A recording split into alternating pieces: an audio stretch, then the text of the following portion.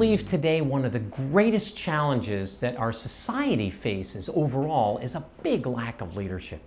Hi, my name is Bernie Heine, and I'd like to talk a little bit about 5 leadership principles that can work together to build a leadership culture within your company. The first one I want to talk about is the fact that everybody can be a leader.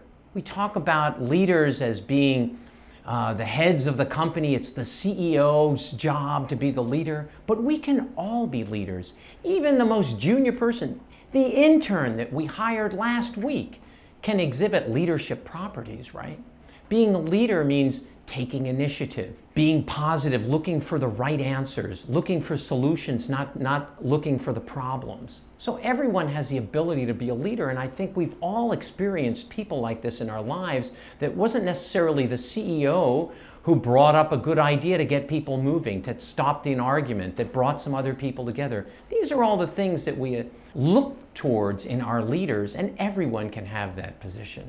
The next important leadership culture to consider is to serve the team and not myself. So leaders think about serving the collective good. What am I doing to help the rest of the organization, as opposed to focusing inward? What am I doing right now to make myself better in this situation? And then another important aspect is leaders look to the future and declare victory and then work backwards. So I make a statement about, this is what I'm going to accomplish. This is our vision. This is where we're going.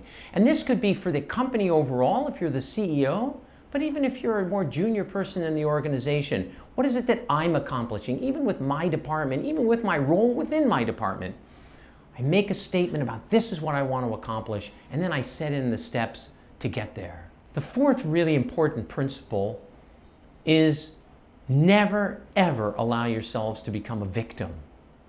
So what do victims do? Well, they're the opposites of leaders, right? Victims wallow in the woe is me. They blame everybody else around them and never hold themselves accountable. Victims essentially give up their lives to other people around them. It's the economy, it's the weather, it's my boss, it's the clients. We all have lots of excuses as to why we're not successful.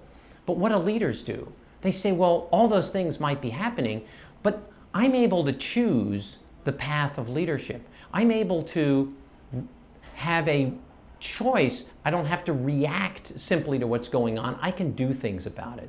So leaders take action, make things happen. There's a great book called The Oz Principle, where he talks about just drawing a line on a page and then asking yourself the simple question, am I above the line, meaning I'm a leader, or am I below the line right now? Am I being a victim?